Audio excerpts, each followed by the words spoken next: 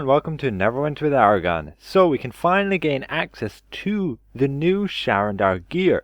The gear which is higher than the ones you can obtain from the campaign store here. The Forest Guardian gear, which in my opinion was harder to obtain than this new gear which we can see in the antiquities section of Sharandar.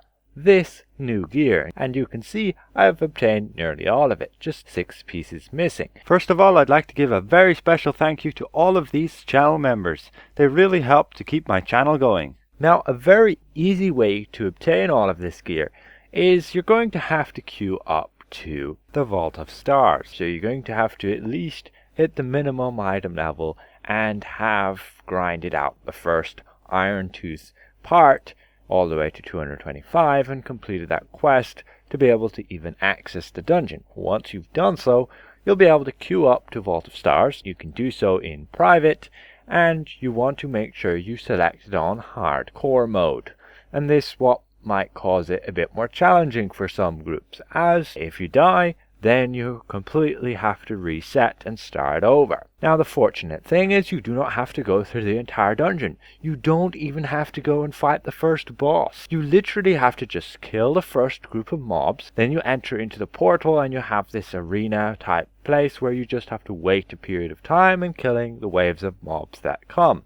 Make sure that you dodge out of enemies' rushes at you, try and not get nuked by those archers on the side, and all things considered, try and have a good healer and a tank which can make sure to get the aggro off the enemies before they kill everybody.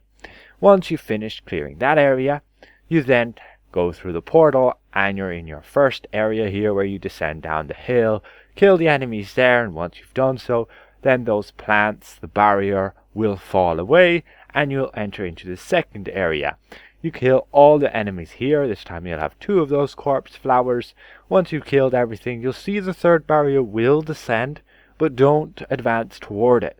You want to head to the left to the waterfall. Now make sure everybody's prepared, and what you ideally want to have is lots of stun abilities available.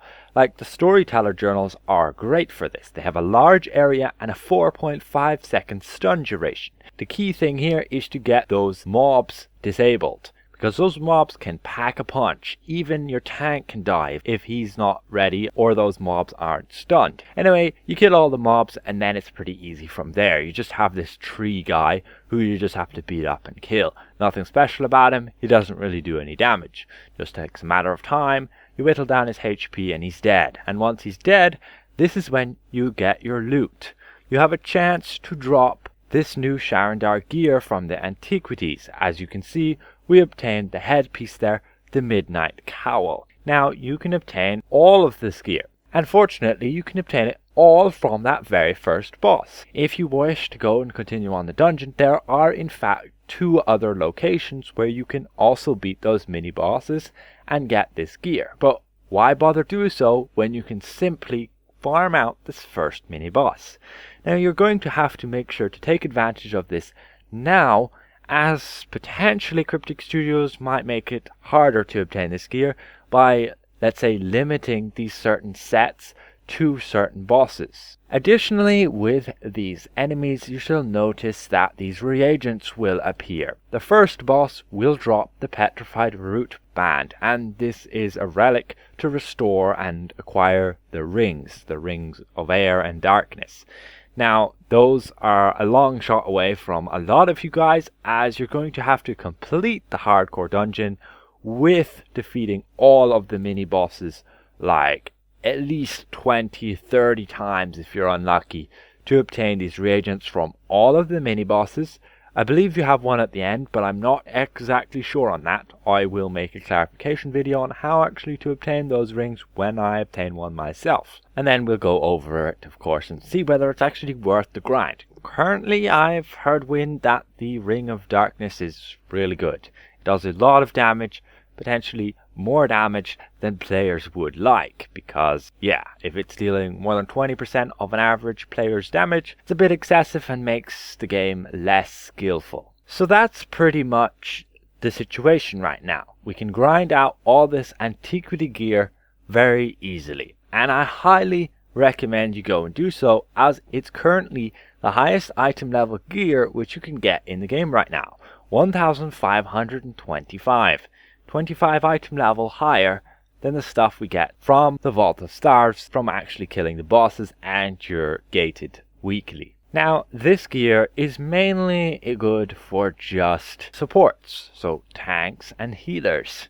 However, there are a few pieces that are good for DPS. With regards to healers, you absolutely want to be obtaining this Raincatcher headpiece. Look at it. It's giving you 7,500 outgoing healing. Outgoing healing rating is really hard to obtain, so this is of course very useful, as it will give that 7.5% then, as long as you're not overcapped in the rating. Now you also want to be picking up as a healer this Raindropped Rement, and it will give you 5% outgoing healing when in a full party. Another really great one. And also buffing up their forte by 1% when you're 25 feet or closer to them. That's just a really tiny buff, but it's something. The arms piece for a healer, there isn't really any great ones out there right now, and personally I'll just go with the wrist guards of participation. There are of course other ones which you could obtain on lower item levels, but nothing that's really going to help in the long run in terms of heals, other than just gaining power or crit strike or your crit severity. Then for the boots, you could stick on these fairy steps. It will give you that extra power when you're close to your teammates, and otherwise give you movement speed to help catch up with them. As for a tank, you ideally want to be running this setup, at least when you're fighting lots of enemies. This turban is awesome. DPS will love you when you run this. You're going to, when you cast a daily power, pull all enemies within 25 feet of you, right adjacent to you. Then they're all grouped up, and it's really easy for DPS characters to just hammer them with all of their AoE powers, because once all the enemies are grouped up, it's very easy to focus on that, and they'll be dead within seconds. You will also gain the benefit, of course, of giving some deflect severity, which is another stat which is really hard to obtain, and you'll also reduce their accuracy. As for in boss fights, you might want to look at something like the Manticore main instead. As for the armor piece, this is another great one, the Wasteland's Merc's Leathers, giving you that 3% less damage taken for 10 seconds after you've been hit for more than 15% of your hit points. Albeit this is a big hit, but there are definitely a few mobs out there, if not bosses, that are going to hit you for that and proc this off.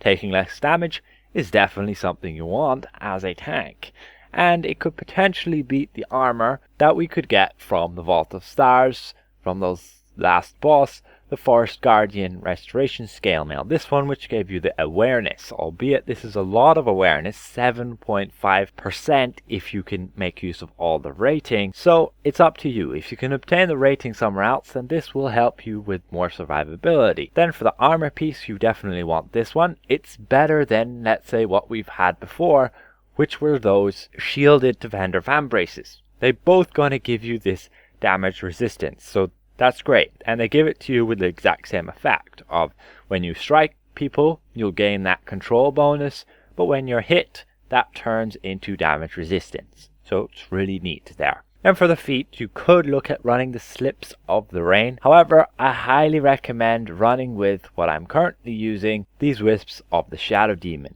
That's a huge buff to maximum hit points, a whole 20%. You don't really want to be missing out on that, along with giving you 3% more defense. Has the exact same effect of 10% chance when you're critically hit. As for a DPS, there are a few options. You might want to look at picking up these Wasteland Wanderers instead of your Rusted Iron Leggings, especially if you want to be running into hardcore dungeons for hardcore Vault of Stars, since you don't want to be reducing your incoming healing by a whole 25%. That's just penalizing the healer, and it makes them a harder time to keep you healed up. And thus, if you die wearing those, you can't really blame the healer because you're reducing their heals. So these Wasteland Wanderers, all things considered, if you're running a build with lots of damage buffs, this can actually be a better buff than running the Rusted Iron Leggings, through the extra combat advantage along with the extra item level. Then as a DPS, you could also run the wrist guards of the participation. Don't highly recommend it as it has been heavily nerfed. We can see when we attack a dummy with those active, we will obtain those stacks. However, unfortunately, they will now expire after 10 seconds. You can see when we have 20 stacks, they are now expiring. And yeah, it's not like we can obtain more stacks or we can refresh the cooldown time. You can see we went down to 0 stacks and now we have to build them back up again.